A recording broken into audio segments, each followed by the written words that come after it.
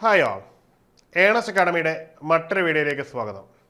ഇന്ന് നമ്മൾ വന്നിരിക്കുന്നത് ഭാരത് ഇലക്ട്രോണിക്സ് ലിമിറ്റഡിലേക്ക് കരാർ അടിസ്ഥാനത്തിൽ പഞ്ച്കുള യൂണിറ്റിലേക്ക്, പ്രത്യേകിച്ചും ഇലക്ട്രോണിക്സ്, മെക്കാനിക്കൽ, ഇലക്ട്രിക്കൽ മേഖലയുമായി ബന്ധപ്പെട്ട ബിടെക് ബിരുദധാരികൾക്ക് നിയമനവുമായി ബന്ധപ്പെട്ട ഒരു അപ്ഡേറ്റുമായിട്ടാണ്.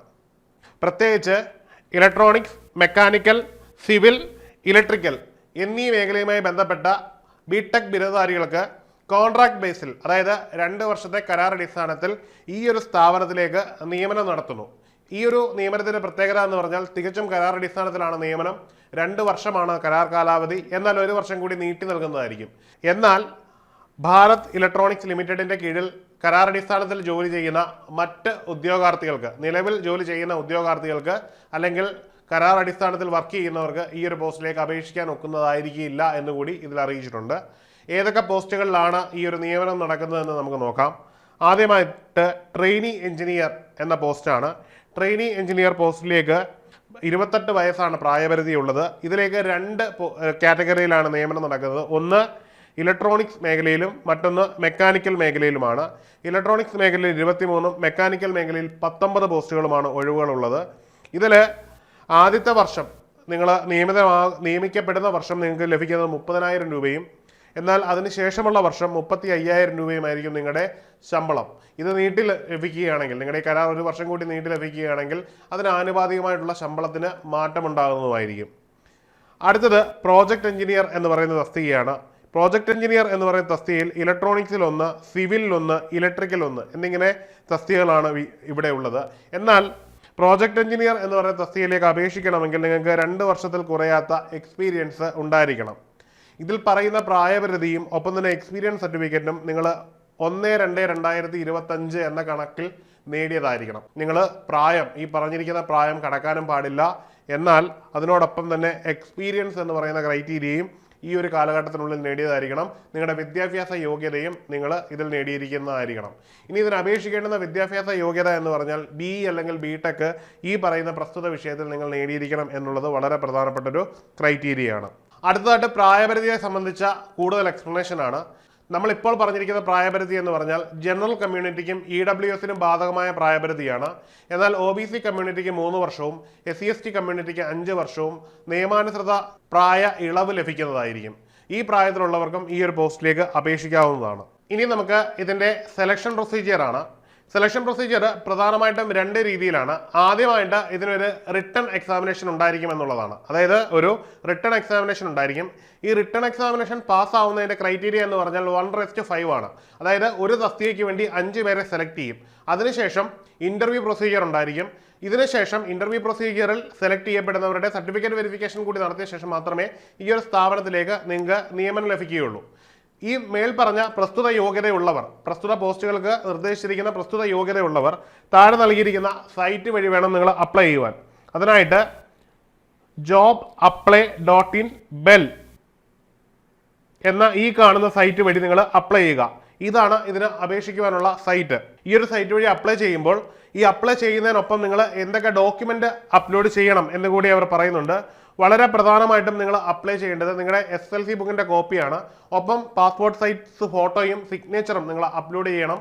കൂടാതെ അതിൽ അപ്ലോഡ് ചെയ്യേണ്ടത് ഒരു കാര്യം എന്ന് പറഞ്ഞാൽ നിങ്ങളുടെ സർട്ടിഫിക്കറ്റ്, BE അല്ലെങ്കിൽ BTechന്റെ സർട്ടിഫിക്കറ്റും ഒപ്പം തന്നെ സെമസ്റ്ററിൽ കിട്ടിയിരിക്കുന്ന മാർക്ക് ഷീറ്റുകൾ കൂടി അപ്ലോഡ് ചെയ്യേണ്ടതാണ്.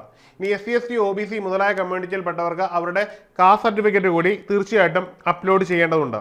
മറ്റൊരു പ്രധാനപ്പെട്ട കാര്യം, നിങ്ങൾ നിലവിൽ ഏതെങ്കിലും സ്ഥാപനത്തിൽ വർക്ക് ചെയ്തുകൊണ്ടിരിക്കുന്നവരാണെങ്കിൽ അതിന്റെ സ്ഥാപനത്തിന്റെ NOC, ഈ ജോലിക്ക് വേണ്ടി ഇന്റർവ്യൂവിൽ അറ്റൻഡ് ചെയ്യുന്നതിന് ബുദ്ധിമുട്ടില്ല എന്നുള്ള ഒരു NOC കൂടി ഉണ്ടെങ്കിൽ മാത്രമേ മറ്റ് സ്ഥാപനത്തിൽ ജോലി ചെയ്യുന്ന ഉദ്യോഗാർത്ഥികൾക്ക് ഈ ഒരു ഇന്റർവ്യൂവിൽ പങ്കെടുക്കാൻ പറ്റുകയുള്ളൂ എന്ന് പറയുന്നുണ്ട്. മറ്റൊരു പ്രധാനപ്പെട്ട കാര്യം എന്ന് പറഞ്ഞാൽ ഈ ഒരു സൈറ്റിലൂടെ അല്ലാതെ അപേക്ഷിക്കുന്ന എല്ലാ അപേക്ഷകളും യാതൊരുവിധ കാരണവശാലും കൺസിഡർ ചെയ്യാതെ നിരസിക്കുന്നതായിരിക്കുമെന്ന് കൂടി ഇവിടെ വ്യക്തമായിട്ട് പറയുന്നുണ്ട്. ഈ ഒരു കാര്യം ഓർത്ത് വെച്ചുകൊണ്ട് വേണം നിങ്ങൾ അപേക്ഷിക്കേണ്ടത്.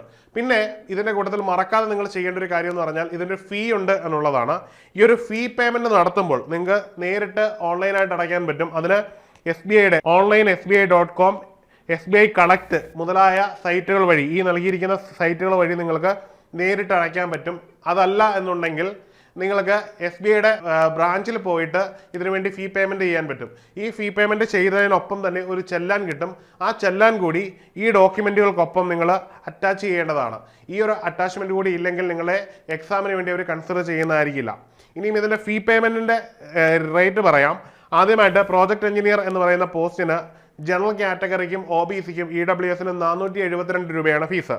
എന്നാൽ ട്രെയിനി എഞ്ചിനീയർ എന്ന് പറയുന്ന തസ്തികയ്ക്ക് 177 രൂപയാണ്. പ്രത്യേകിച്ചും ഇതിനകത്ത് ഓർത്തിരിക്കേണ്ട ഒരു കാര്യമുണ്ട്, SC/ST കമ്മ്യൂണിറ്റിയെ ഫീസിൽ നിന്നും പൂർണ്ണമായിട്ടും ഒഴിവാക്കിയിട്ടുണ്ട് എന്നുള്ളതാണ്. ഒപ്പം തന്നെ PWBD കാൻഡിഡേറ്റ്സിനെയും ഇതിൽ നിന്ന് ഒഴിവാക്കിയിട്ടുണ്ട് എന്നുള്ളത് വളരെ പ്രധാനപ്പെട്ട കാര്യമാണ്. അതുകൊണ്ട് തന്നെ നിർദ്ദിഷ്ട യോഗ്യതയുള്ള ഉദ്യോഗാർത്ഥികൾ വളരെയധികം നോക്കി കൃത്യമായിട്ട് ബോധ്യം വന്നാൽ മാത്രം ഈ ഒരു പോസ്റ്റിന് വേണ്ടി അപേക്ഷിക്കുക. ഒന്നുകൂടി പറയുകയാണ്, ഈ പോസ്റ്റ് എന്ന് പറയുന്നത് കരാർ അടിസ്ഥാനത്തിൽ നിയമനമാണ്. മാക്സിമം 1 വർഷം എക്സ്റ്റൻഷൻ കിട്ടും എന്നുള്ളതല്ലാതെ മറ്റ് ഏതെങ്കിലും ആഡഡ് ബെനിഫിറ്റ് പറയുന്നില്ല. പിന്നീട് ജോലി ചെയ്ത സർട്ടിഫിക്കറ്റിന് വാലിഡിറ്റി ഉണ്ട് എന്നുള്ളത് വളരെ പ്രധാനപ്പെട്ട ഒരു കാര്യമാണ്. ഇതിന് മുകളിലേക്കുള്ള പോസ്റ്റുകളിലേക്ക് നിങ്ങൾക്ക് അപേക്ഷിക്കുന്നതിന് ഇതിൻ്റെ എക്സ്പീരിയൻസ് സർട്ടിഫിക്കറ്റ് വാലിഡ് ആയിട്ട് തന്നെ യൂട്ടിലൈസ് ചെയ്യാൻ പറ്റുമെന്നത് വളരെ പ്രധാനപ്പെട്ട കാര്യമാണ്. ആ ഒരു ലക്ഷ്യത്തോടു കൂടി നമുക്ക് ഇതിൽ അപേക്ഷിക്കാവുന്നതാണ്. അത്യാവശ്യം സാലറി ലഭിക്കുന്ന ഒരു പോസ്റ്റ് കൂടിയാണ് എന്നുള്ളത് വളരെ പ്രധാനപ്പെട്ട ഒരു കാര്യമാണ്. ഇനി നമ്മളിവിടെ ഓർത്തിരിക്കേണ്ട ഒരു പ്രധാനപ്പെട്ട കാര്യം എന്ന് പറഞ്ഞാൽ, ഇതൊരു കരാർ അടിസ്ഥാനത്തിലുള്ള നിയമനമായതുകൊണ്ട് തന്നെ നിങ്ങൾ ആ ഒരു ബോധത്തിൽ വേണം ഇതിനെ അപ്രോച്ച് ചെയ്യാൻ. ഫീസ് ഉണ്ട് എന്നതും വളരെ പ്രധാനപ്പെട്ട കാര്യമാണ്. ഇനിയും നമുക്ക് പ്രധാനമായിട്ട് ഓർത്തിരിക്കേണ്ട ഒരു കാര്യം, ഇത് അപേക്ഷിക്കേണ്ടുന്ന ഡേറ്റ് ആണ്. അപേക്ഷിക്കേണ്ട ഡേറ്റ് എന്ന് പറഞ്ഞു കഴിഞ്ഞാൽ ഫെബ്രുവരി 26 തുടങ്ങി 12/3/2025 വരെയാണ് ഇത് അപേക്ഷിക്കുവാനുള്ള ഡേറ്റ് ആയിട്ട് നമുക്ക് നൽകിയിരിക്കുന്നത്. അതായത് ഈ മാസം 12 ഇത് അപേക്ഷിക്കാനുള്ള അവസാന ഡേറ്റ് ആണ്. ഇനി നിങ്ങൾക്ക് നിയമനം കിട്ടുന്നത് പഞ്ച്കുളയിൽ മാത്രമാണ് എന്നതുകൂടി നമ്മൾ ഓർത്തിരിക്കണം. ഈ ഒരു സാലറി പഞ്ച്കുളയിൽ പോയി നിങ്ങൾ ജോലി ചെയ്യാൻ വില്ലിങ് ആണെങ്കിൽ നിങ്ങൾക്ക് തീർച്ചയായിട്ടും അപേക്ഷിക്കാവുന്നതാണ്. അപ്പോൾ ഈ ഒരു നിർദ്ദിഷ്ട യോഗ്യതയുള്ളവർ അപേക്ഷിക്കുക. അപ്പോൾ എല്ലാവരും നന്നായിട്ട് പഠിച്ച് തന്നെ എഴുതുക. ഒരു എക്സ്പീരിയൻസ് ആയിട്ട് നിങ്ങളതിനെ എടുക്കുക. അപ്പോൾ നിങ്ങളുടെ ലൈഫിലേക്കുള്ള ഒരു പ്രധാനപ്പെട്ട ചവിട്ടുപടിയാകട്ടെ എന്ന് ആശംസിക്കുന്നു. മറ്റൊരു വീഡിയോയുമായി കാണാം. Good bye.